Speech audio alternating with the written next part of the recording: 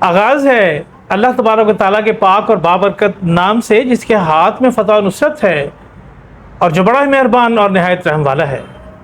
موجود خواتین و حضرات، پروگرام کامیاب و کامران کے ساتھ اشر حسن کامران اپنی ٹیم لیے ہوئے ایک مرتبہ پھر آپ سب کی خدمت میں حاضر ہے اور سلام عرض کرتا ہے۔ ساتھیو، سب سے پہلے تو مجھے آپ سے یہ کہنا ہے کہ اگر ابھی تک آپ لوگوں نے میرا چینل AHK پروڈکشنز سبسکرائب نہیں کیا تو اسے سبسکرائب کیجئے، کمنٹ کیجئے، لائک کیجئے، آگے اپنے دوستوں میں شیئر کیجئے تاکہ ہمارے کامیاب لوگوں کی بات زیادہ سے زیادہ لوگوں تک پہنچ سکے۔ دوستو، مہذب اور کامیاب معاشروں میں درس و تدریس کے ساتھ متعلقہ اساتذہ کرام کو جو احترام، جو مقام دیا جاتا ہے، وہ آپ سبھی لوگ اس سے واقف ہیں۔ خاص طور سے اشفاق احمد صاحب نے جو اپنا ایک واقعہ بتایا کہ کس طرح سے ایک عدالت میں جب وہ گئے تو جج سمیت تمام لوگ اٹھ کے ان کے احترام میں کھڑے ہو گئے، اس وجہ سے کہ اس وقت ایک ٹیچر اس عدالت میں موجود تھے۔ استاد کا مقام اس وجہ سے بھی بہت اہم ہوتا ہے کہ یہ معاشرے کے تمام تر خد و خال کو خوبصورت بناتا ہے۔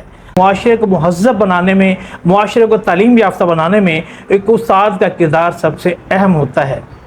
میرے آج کے اس پروگرام میں بھی میں نے ایک انتہائی محترم استاد محترم کو بلوایا ہے، تو میرا بھی یہ فرض بنتا ہے کہ عدالت کے انہی لوگوں کی طرح اٹھ کر کے کھڑا ہو کے میں ان کا استقبال کروں۔ جی ہاں، میری مراد ہے بہاؤالدین زکریا یونیورسٹی ملتان میں ایجوکیشن ڈپارٹمنٹ کے head of department doctor Rana Muhammad Dilshad صاحب۔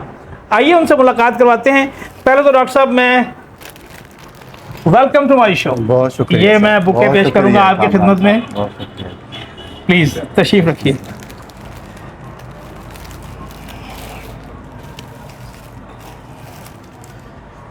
ڈاکٹر صاحب کیسے ہیں آپ؟ ٹھیک ہیں؟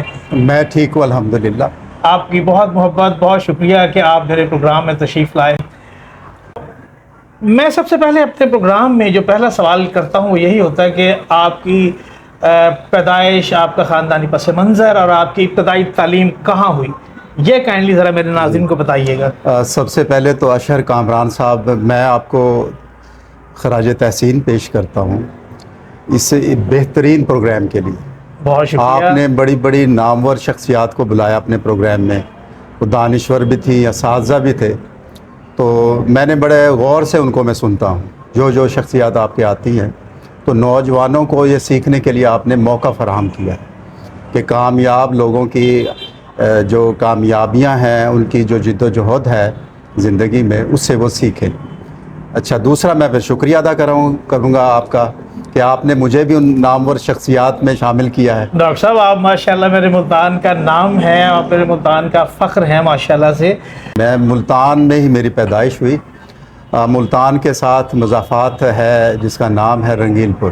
رنگیل پور۔ اور یہ سینٹر سے، اس کو اگر حرم گیٹ، پاک گیٹ کو ہم کہیں، جو پرانا ہمارا شہر ہے ملتان، اس سے کوئی 3-4 کلومیٹر کے فاصلے پر ہے، ٹھیک ہے۔ تو وہاں میری پیدائش ہوئی۔ والد بزرگوار کیا کرتے تھے؟ والد بزرگوار کاشتکاری سے وابستہ تھے، راجپوت فیملی سے میرا تعلق ہے، اور وہ تقسیم کے وقت ہجرت کر کے جو مشرقی پنجاب ہے اس سے پاکستان آئے اور پھر ملتان میں آ کے سکونت اختیار کی۔ جو ان کا آبائی علاقہ تھا وہ کرنال تھا، تو یہاں آئے، اور اس کے بعد جو سکولنگ ہے وہ میری رنگیل پور کی ہی ہے، اور میری خوش قسمتی ہے وہاں مجھے بڑے اچھے اساتذہ ملے۔ کوئی نام لیجئے۔ میں نام لے رہا ہوں۔ وہاں ایلیمنٹری سکول تھا ایک، اور اس کے بعد ملت ہائی سکول، ایک بڑا نام ہے ملتان کا، بہت بڑا ملت ہائی سکول۔ میں آپ کو اپنا تجربہ بتاتا ہوں۔ مرزا صاحب جس کے پرنسپل تھے۔ جی، میں تفصیل سے بتاؤں گا۔ جی۔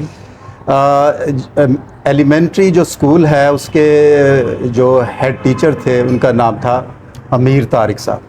اچھا۔ بڑی کمال کی شخصیت۔ جی۔ بڑی کمال کی شخصیت۔ تو وہاں 8ویں تک میں نے تعلیم حاصل کی، اور زیادہ ڈیولپڈ ایریا نہیں تھا، تو وہ آپ کہہ سکتے ہیں کہ ٹاٹ پر بیٹھ کے بھی ہم نے پڑھا ہے، بلکہ موبائل کلاس روم ہوتے تھے اس وقت جب چھوٹی کلاسوں کے لیے، کہ ٹالی نمبر 1 کے نیچے ایک کلاس، ٹالی نمبر 2 کے نیچے دوسری کلاس۔ یہ کلچر بھی رہا ہمارا، بالکل۔ تو جیسے جیسے سایہ جو ہے آگے جا رہا ہے تو ویسے ویسے کلاس بھی ساتھ ویسے چل رہی ہے۔ لیکن بڑے اچھے اساتذہ، पुरखलूस बे गर्ज अपने काम और तदरीस में दिलचस्पी रखने वाले इदरीस साहब थे। तो वहाँ 1 टीचर 1 क्लास का मॉडल था। तो 5वीं तक इदरीस साहब ने बड़ी अच्छी जो है वो तरबियत की। तो इत्तफाक से 5वीं क्लास का जो मुकाबले का इम्तिहान था तो उसमें मेरी पोजीशन। अच्छा, माशाल्लाह। तो इससे अंदाज़ा ये होता है कि मैंने तो कोशिश की कि मेरे असातिज़ा ने बड़ी उनकी मेहरबानी थी, उन्होंने जिस तरीके से पढ़ाया। मिडिल स्टैंडर्ड का एग्ज़ाम था, उसमें मेरी पहली पोजीशन थी। उसके बाद मेरी खुशकिस्मती और उस इलाके की खुशकिस्मती थी कि जैसे ये नेशनलाइज हुए स्कूल भुट्टो दौर में, मेरे ख्याल में ये 1974 5 की बात होगी। जी जी। तो मिल्लत हाई स्कूल जो कचहरी रोड पे होता था, मिर्ज़ा मुसर्रत बेग साहब, मेजर जावेद साहब के फादर, मिर्ज़ा मुसर्रत बेग का जो बनाया हुआ बड़ा मतलब नामवर शख्सियत हैं। हाँ जी, बिल्कुल। और बड़ा स्कूल के भी बड़े जो है उस वक्त भी रेटिंग थी और अब भी है। तो वो हमारे पास आ गया। तो मैंने जो ऑब्ज़र्व किया, जो कल्चर का बड़ा डिफरेंस था। तो हमारा जो मज़ाफ़ात का जो स्कूल है रवायती, वहाँ कल्चर था, लेकिन जैसे हम मिल्लत स्कूल में गए बहुत सी चीज़ें नई सीखने को मिली। मसलन असातिज़ा को एहतराम कैसे देना है आपने, ठीक है। तो वहाँ हम ज़्यादातर यही करते थे कि उस्ताद के नाम से पहले उस्ताद लगा देते थे। तो वहाँ हमने सीखा जी इदरीस साहब, ठीक है, यासीन साहब, जो मैं अपने असातिज़ा के नाम ले रहा हूँ। जी हाँ, जी हाँ, बहुत ज़रूरी है। ताज मोहम्मद साहब हेड टीचर थे उस वक्त। अच्छा। हाँ जी। तो ये 80s की बात है। तो और बड़े अच्छे डिसिप्लिन जो है वो थे, जो तदरीस का काम है उसकी बाकायदा निगरानी करते थे, ठीक है। और असातिज़ा को की हौसला अफजाई करते थे कि वो जो तलबा हैं उनको हम निसाबी सरगर्मियों में भी आगे लेके चलें। तो ये बड़ी अच्छी रवायत थी वहाँ। तो मैं याद करता हूँ तो कई असातिज़ा हैं जिन्होंने मुझे वहाँ सिखाया, तरबियत की। यासीन साहब हैं, वो अंग्रेज़ी के उस्ताद थे। इसके साथ साथ साबिर साहब थे, बशीर साहब थे। तो ये कुछ नाम हैं जो मुझे अभी तक याद। और दिलचस्प बात है कि उनके एक बेटे वहाँ उस्ताद थे, मिर्ज़ा मुसर्रत बेग के, और उनका नाम था नवीद मुसर्रत। सही सही। और हम बड़ा इसको एंजॉय करते थे। उनका नाम मेरे वालिद साहब के, अरशद हसन गाजी साहब के बड़े अच्छे दोस्त थे। मैं इस हवाले से उनको जानता हूँ। और उनके जो बेटे मेजर जावेद जो हैं, माशाल्लाह इस वक्त बहुत बड़े मजहबी स्कॉलर हैं। जी जी। नवीद मुसर्रत साहब, हमें यूँ याद है कि जो शादी कार्ड्स पे अक्सर लिखा होता नवीद मुसर्रत, तो वो हाँ उस हवाले से। तो रंगीलपुर में मेरी तालीम थी और कहा जा सकता है इम्तियाजी नंबरों से मैंने जो है ना मैट्रिक नहीं, जैसे आप माशाल्लाह बता रहे हैं। उसके बाद जो है मैंने टेक्नोलॉजी कॉलेज को ज्वाइन किया। वालिदैन ने मुनासिब ये समझा, कासिमपुर रोड पर जो है। हाँ, अच्छा, कासिमपुर कॉलोनी में था गवर्नमेंट कॉलेज ऑफ टेक्नोलॉजी। सही। हाँ जी। तो वहाँ अच्छा रहा तजुर्बा, लेकिन मुझे लगा कि मेरी जो मिजाज है उसकी मुनासिबत उससे नहीं बनती थी। तो फिर बाद में मैंने जो है वो आर्ट्स की तरफ, मैं सोशल साइंसेस की तरफ आया। तो मैंने बीए किया और उसके बाद यूनिवर्सिटी में मास्टर्स किया, एमए एजुकेशन जो है। ये 1992 का मेरा सेशन था बहाउद्दीन ज़करिया यूनिवर्सिटी में। तो उसके बाद फिर ये सिलसिला जो है वो मुलाजमत का शुरू हो गया ऐसे। अच्छा, आपने अभी बताया कि आपका मिलान जो है आपका रुझान ही टीचिंग की तरफ था। इसकी कोई ख़ास वजह थी? नहीं, पहले तो ये था कि जो है मेरा ख़्याल में मैं मैट्रिक में मेरे मैथ्स में नंबर जो है सबसे ज़्यादा थे। मैथ्स में ठीक। लेकिन मुझे लगा जब मैं कॉलेज में गया हूँ तो मैथ ही की वजह से मुझे थोड़ी सी वहाँ इतनी सहूलत महसूस नहीं हुई, जो कि कॉलेज बहुत अच्छा है। सही, ठीक है। तो फिर मैं सोशल साइंसेस की तरफ मेरा मिलान हुआ, शायद लैंग्वेज की तरफ था मेरा ज़्यादा। तो मैंने फिर बाद में बीए भी किया। बीए करने के बाद मैंने एडिशनल इंग्लिश लिटरेचर का इम्तिहान भी दिया, शायद मेरा लैंग्वेज की तरफ ज़्यादा था। तो जब यूनिवर्सिटी जाने का वो हुआ तो मेरे 2 बड़े शोबे थे जिनमें मेरा था कि वहाँ मुझे दाखिला लेना चाहिए, अंग्रेज़ी अदब और साथ ही एजुकेशन। तो इत्तफाक से जो है इंग्लिश लिटरेचर में मेरा जो है दाखिला वो यूँ नहीं हुआ कि वो वेटिंग लिस्ट में ही रहा। उस वक्त बड़ा मुकाबला होता था, बड़ा मेरिट पर दाखिले होते थे। اور سلیکٹیو سیٹس ہوتی تھی 30 اوپن میرٹ پر، اور لیکن وہاں بھی بڑا مشکل سے ہوا ایجوکیشن میں. لیکن جیسے ہی میں اس شعبے میں آیا تو میری دلچسپی بڑھی، لینگویج سے تو تھی تو دلچسپی بڑھی، اور اساتذہ بہت اچھے ملے، بہت اچھے اساتذہ ملے، اور اس کا نتیجہ یہ نکلا کہ جس سال میرا رزلٹ آیا ایم اے ایجوکیشن کا، اسی سال مجھے جاب مل گئی، جبکہ روایت تھی کہ آپ کو سالوں سال جو ہے انتظار کرنا پڑتا ہے. جی ہاں. تو میں نام لینا چاہوں گا کچھ میرے جو اساتذہ تھے یونیورسٹی میں. ڈاکٹر مشتاق احمد گراہا، ماشاءاللہ ڈین سوشل سائنسز، وہ ریٹائر ہوئے ہیں، بڑی نامور شخصیت ہے، ٹیچر ایجوکیٹر رہے ہیں. اس کے علاوہ ڈاکٹر ریاض الحق طارق، ڈاکٹر احمد فاروق مشہدی صاحب کے پہلے وائس چانسلر. ہاں بالکل صحیح. اور ان کا میرے خیال میں انٹرویو بھی ریسنٹلی میں نے ان کا انٹرویو کیا. ڈاکٹر احمد فاروق مشہدی صاحب، صحیح. ڈاکٹر جمیل حسین شاہ صاحب، یہ بڑے نام تھے، یہ بڑے نام، ان سے پڑھنے کا موقع ملا. اور ایک اور نام تھا ڈاکٹر علی اصغر ملک، صحیح، جن سے ہم نے ریسرچ اور انگلش پڑھی اور انگلش کی طرف رجحان بھی بڑھا. تو میں خاص طور پر ذکر کرنا چاہوں گا کہ جیسے ہی ڈگری مکمل ہوئی تو کالج میں اساتذہ کی بھرتی کا جو ہے اشتہار آ گیا، تو اپلائی کر دیا. زیادہ آپٹیمسٹک نہیں تھے کیونکہ بہت سے لوگ پیچھے سے انتظار کر رہے تھے کئی سیشنز کے. لیکن اتفاق ہے، اور بلکہ میں اپنی خوش قسمتی بھی سمجھوں گا، اعزاز بھی سمجھوں گا، کہ پورے پنجاب میں ایک سیٹ تھی ایجوکیشن کی، تو اس سیٹ کے اگینسٹ مجھے آفر ہوئی. ماشاءاللہ ماشاءاللہ، یہ تو بڑے اعزاز کی بات ہے. اب میں اب بھی ذرا سوچتا ہوں تو میں اس بات پہ فخر کرتا ہوں، اور میں اپنے اساتذہ کے لیے میرے دل سے دعائیں نکلتی ہیں کہ جنہوں نے مجھے سکھایا. اپنی محنت بھی ہوتی ہے لیکن اللہ تعالیٰ کی مہربانی کے بعد رہنمائی کے بغیر تو بات نہیں بنتی نا. جی ہاں. تو ایک سیٹ کے اگینسٹ جب مجھے آفر ہوئی، پہلے تو یقین نہیں آیا، اور اس کے بعد جو ہے اگر یقین آ گیا اور جوائننگ ہو گئی، اس کے بعد پھر میں نے خود میں بڑا اعتماد اور تبدیلی محسوس کی کہ جو کچھ کیا ہے یونیورسٹی میں، سیکھا ہے، کام کیا ہے، اساتذہ کے ساتھ میلان رکھا ہے، ان کے ساتھ قربت رکھی ہے، فارمل انفارمل نشستوں میں ان سے سیکھنے کے جو موقع ملے ہیں، اس کا کوئی نہ کوئی نتیجہ نکلا ہے. تو اس کے بعد مجھے جو ہے میرے خیال میں میں نے کوئی 1 سال بھی کام نہیں کیا ہوگا کالج میں. اس کے بعد مجھے اسلامیہ یونیورسٹی آف بہاولپور، وہاں سے جاب آفر ہو گئی. تو اسی سیم رینک میں، ہاں جی، لیکچرر کے طور پر شعبہ ایجوکیشن اسلامیہ یونیورسٹی بہاولپور.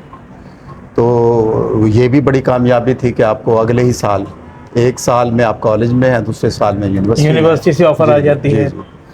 تو بہاولپور میں بھی کام کیا ہے؟ جی ہاں، بہاولپور میں نے 22 سال جو ہے وہاں سرو کیا، اور بڑا اچھا تجربہ رہا. بہاولپور شہر اور وہ اسلامیہ یونیورسٹی بہاولپور، اس کی بڑی اچھی بغداد کیمپس تھا اس وقت تو؟ جی ہاں، کئی کیمپس ہیں. ریلوے کیمپس میں 1994 میں ریلوے کیمپس میں یہ شعبہ تھا. اس کے بعد یہ 2001 میں جو ہے بغداد کیمپس میں شفٹ ہو گیا. صحیح. ہاں جی. تو ہمارے خطے کی بڑی اچھی یونیورسٹی ہے اور بڑا اچھا شہر ہے، اس میں کوئی شک نہیں. بہاولپور جو ایک دفعہ وہاں جائے تو وہاں سے آنے کو دل نہیں. میں خود رہا 6 ماہ کے لیے، مجھے بھیجا گیا تھا وہاں پہ ڈپارٹمنٹ کی طرف سے. جی جی. تو بہت اچھا شہر ہے، شہری بہت اچھے ہیں، اور دوسرا جو ہے پیسفل شہر، پورا من شہر. ہاں پورا من، پورا شہر ساری سہولتوں کے ساتھ ہے. تو 18 سال آپ نے پھر وہاں جاب کی، سروس کی. ملتان پھر آپ کب شفٹ ہوتے ہیں؟ ملتان میں 2016 میں جو ہے یہاں اپلائی کر دیا تھا.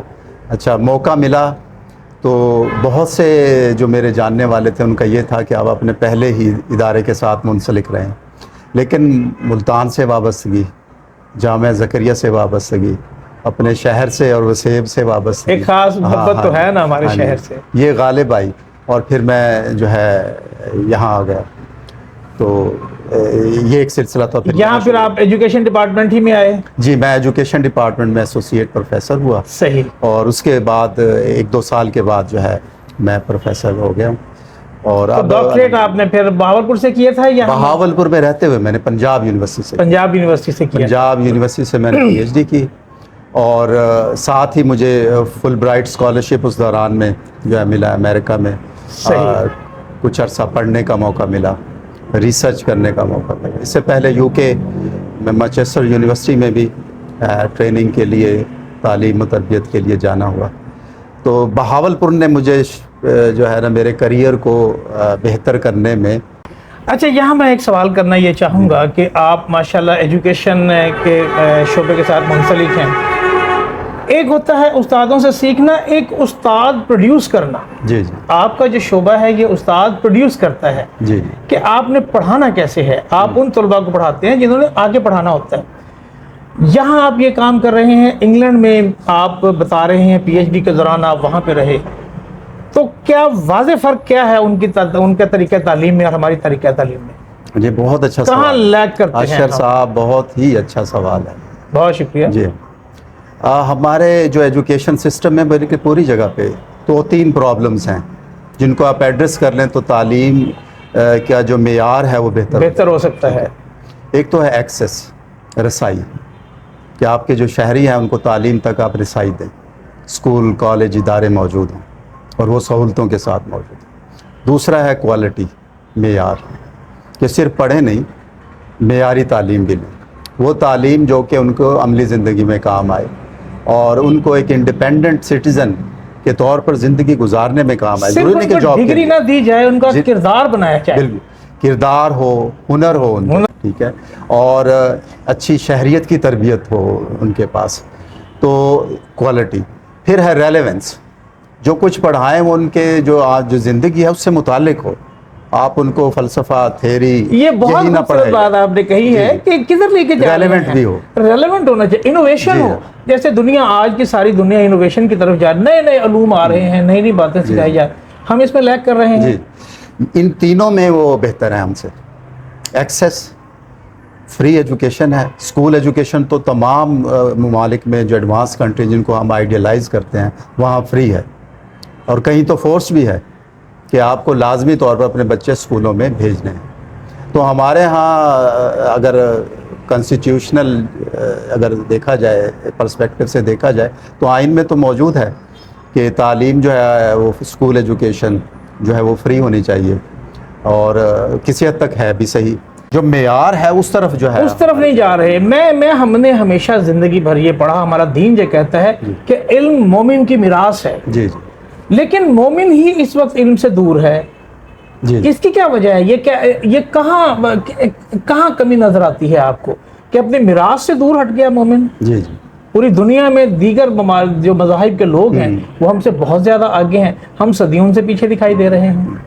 اس میں ایک تو ہماری جو معاشی حالات اور معاشرتی حالات ہیں نا, یہ ہے ہمارا جو بنیادی مسئلہ ہے وہ ہے بریڈ اینڈ بٹر. اگر آپ دیکھا جائے 70 سال کے بعد بھی ہماری معیشت جو ہے وہ جو لو ریٹنگ کنٹریز ہیں ان میں آ رہی ہے, بہتری نہیں آئی اس میں. تو والدین اپنے معاشی حالات کی وجہ سے پریشان ہیں. تو زیادہ طبقہ آپ کو پتہ ہے وہ middle class, lower middle class, اور شاید پاورٹی لائن سے نیچے ہے. 70% مڈل کلاس اور اس سے نیچے جو طبقہ ہے. تو تعلیم کی جو اہمیت ہے شاید ان کی نظر میں اتنی نہیں ہے جتنی ہونی چاہیے. وہ اپنے روزگار, معاش, بریڈ اینڈ بٹر کے چکر میں جو ہے یہ سارا ہے. تھوڑا اگر دیکھا جائے جب آپ بچے کو وہ اسکول بھیج دیتے ہیں تو انہیں ملتا کیا ہے؟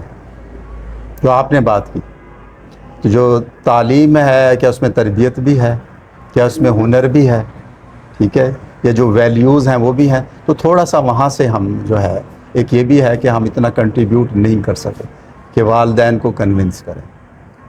تو بنیادی مسئلہ روزگار ہے جس کی وجہ سے. وہ تو کہا نا کسی نے کہ غربت اور جہالت دو ہی تو دشمن ہیں. جی ہاں, جی ہاں, ایسے ہی ہے. تو ہم اسی فیز سے نہیں نکل پا رہے ہیں.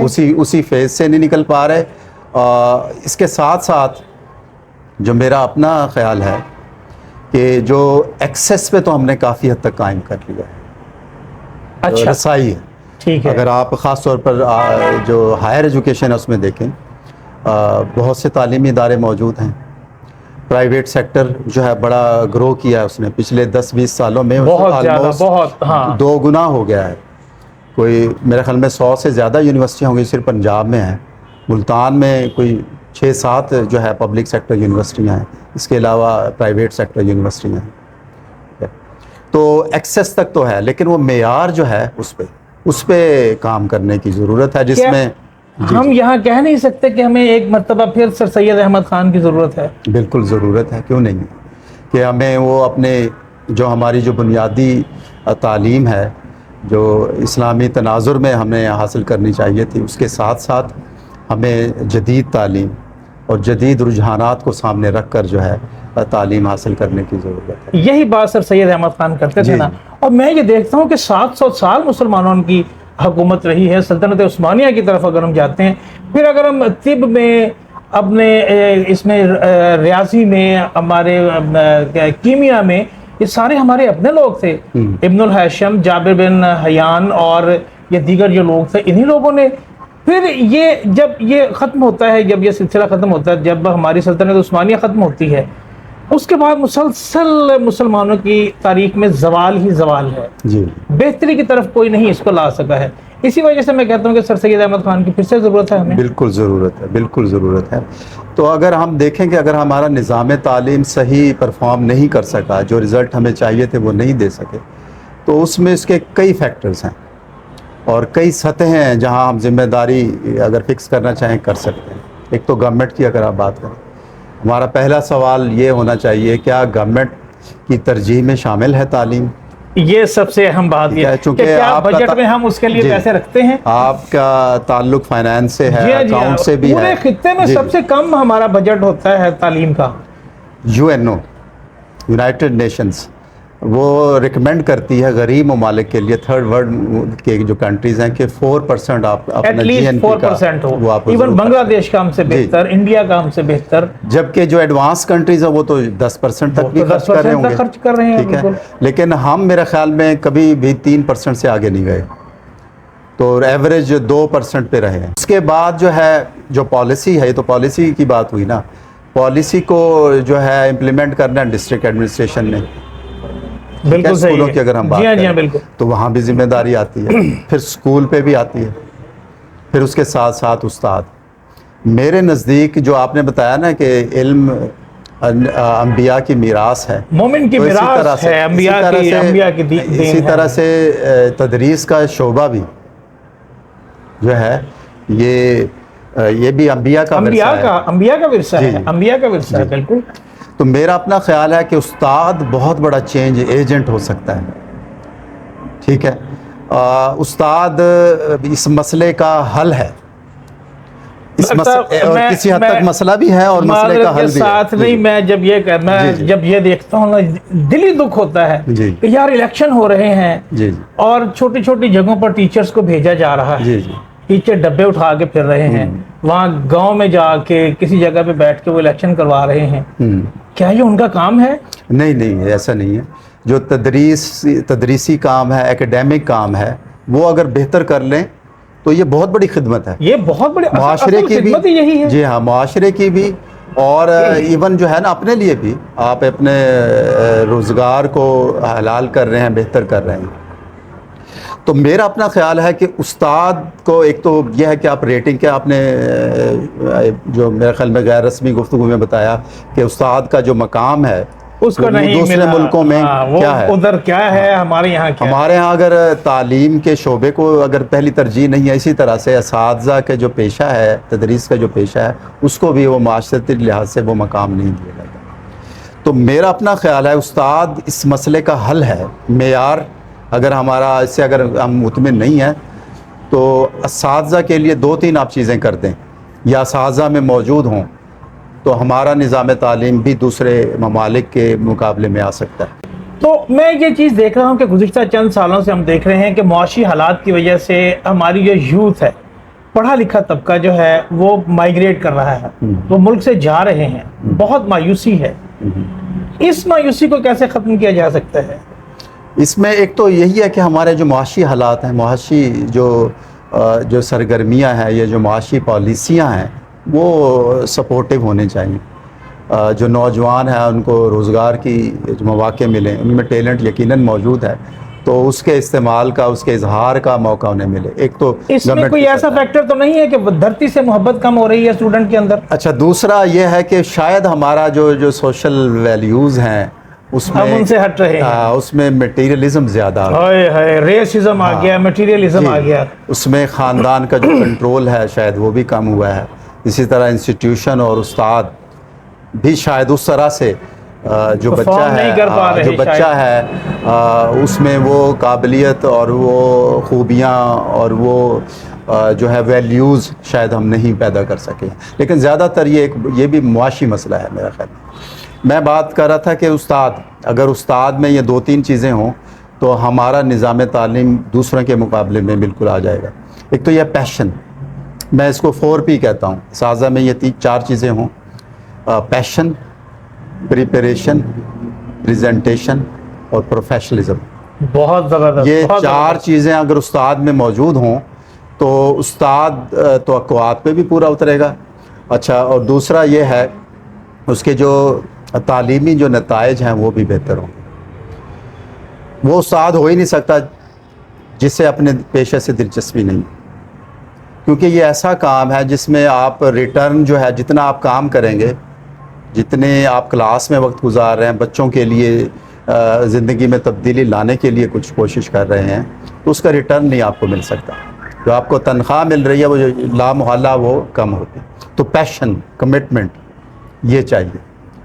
تو ریکروٹمنٹ کرتے وقت یہ چیز بھی دیکھی جائے. پریپریشن، پھر اس اساتذہ کی تیاری بھی ہو. ریکروٹمنٹ ہوگی تو ان کو ٹریننگ بھی ملنی چاہیے. کانٹینٹ پڑھانا ایک اور بات ہے، اور اس کانٹینٹ کو جدید رجحانات کے مطابق جو تکنیکیں ہیں، طریقے ہیں، ان کے مطابق پڑھایا جائے. پھر اس کے بعد میں نے کہی پریزنٹیشن، تو ان کو پریزنٹیشن سکل ان کا ہو، کمیونیکیشن سکل ان کے پاس ہو. ٹھیک ہے، آپ نے یاد ہوگا کہ ہمارے جو اساتذہ تھے جو اسکول میں تھے، خاص طور پر وسائل کم تھے، کلاس روم نہیں تھا، سائیکلوں پر آتے ہاں، تھے. اس کے باوجود وہ ڈیلیور کرتے. ہاں، ڈیلیور کرتے تھے. انہوں نے بڑے اچھے اچھے ڈاکٹرز پیدا کیے، انہوں نے انجینئرز پیدا کیے، اساتذہ کرام انہوں نے پیدا کیے. پھر ہے پروفیشنلزم ہو، کہ وہ اپنے شعبے میں آگے جانے کے لیے متحرک رہیں، ریڈنگ کریں، سیمینارز کانفرنسز میں ریسرچ کی طرف آئیں، اپنے آپ کو بہتر کریں. تو یہ 4 چیزیں ہوں تو اس میں گورنمنٹ کا زیادہ رول ہے کہ وہ ریکروٹمنٹ پالیسی ایسی بنائے کہ بہتر اساتذہ، میلان رکھنے والے اساتذہ وہ آئیں شعبے میں، شعبہ نظام تعلیم میں. اور دوسرا یہ ہے کہ پھر ان کو ان کی خدمات کے عوض جو ہے ان کا جو مشاہرہ بھی ان کے سیلری ویسے ہی اسٹرکچر ہونا بھی جو چاہیے ہے ایٹ لیسٹ. وہ ہونا چاہیے. تو اس سے پھر اچھے لوگ، قابل لوگ، پھر وہ میڈیکل فیلڈ کی بجائے، انجینئرنگ کی بجائے جو ہے وہ ٹیچنگ شعبے کو بھی، درس و تدریس کو پریفر ٹیچنگ کریں گے. شعبے کو بھی جوائن کریں. جی ماشاءاللہ. معزز خواتین و حضرات، آپ نے دیکھا ہمارے آج کے معزز مہمان professor doctor Rana Muhammad Dilshad, head of department education department Bahauddin Zakariya university Multan. کس قدر خوبصورت بات انہوں نے کہی ہے کہ ضروری ہے کہ اساتذہ کرام کو ان کا صحیح مقام دیا جائے، معاشرہ بھی دے، حکومت بھی دے، اور ہر طرف سے. اور پھر اساتذہ کرام کے لیے بھی ضروری ہے کہ وہ پروفیشنل ہوں، اپنے کام کے ساتھ مخلص ہوں، تو انشاءاللہ العزیز منزلیں زیادہ دور نہیں رہ جاتی. ڈاکٹر صاحب، میں آپ کا بہت ممنون و مشکور کہ آپ نے ہمارے پروگرام کے لیے وقت نکالا اور اتنی خوبصورت باتیں بتائیں. آپ کا بہت شکریہ عاشر صاحب کہ آپ نے مجھے یہاں بلایا، اور مجھے بہت اچھا لگا. خاص طور پر میں دوبارہ بھی کہوں گا کہ آپ نے نامور شخصیات کے انٹرویو کیے ہیں، تو مجھے بھی اس صف میں شامل کیا. ڈاکٹر صاحب، آپ کا مقام جو ہمارے دل میں ہے الحمدللہ، اور انشاءاللہ یہ قائم رہے گا. آپ نے اپنے کردار سے جو اپنا مقام لوگوں کے دلوں میں بنایا ہے، اللہ تبارک و تعالیٰ اس میں مزید برکتیں عطا فرمائے. تو خواتین و حضرات، ہمارے پروگرام کا وقت ختم ہو رہا ہے. پروگرام ختم کرنے سے پہلے میں ایک چھوٹی سی بات کیا کرتا ہوں، اور آج کی چھوٹی سی بات خواجہ عدنان ظہیر صاحب کے شکریہ کے ساتھ یہ ہے کہ خدا کی تلاش میں نکلنے سے پہلے یہ جان لینا ضروری ہے کہ کون کون خدا نہیں ہے. دوستو، پروگرام کا وقت ختم ہوتا ہے. انشاءاللہ العزیز اگلے ہفتے پھر کسی بڑی شخصیت کے ساتھ آپ کی ملاقات کروائیں گے. تب تک اشر حسن کامران اپنی پروڈکشن ٹیم کے انچارج محمد احمد اور ان کے ساتھیوں سید نبیل حسین، مس کرن اور خرم شہزاد کے ساتھ چاہتا ہے آپ سے اجازت. رکھیے گا اپنا اور اپنی اقدار کا بہت بہت خیال. اللہ نگہبان.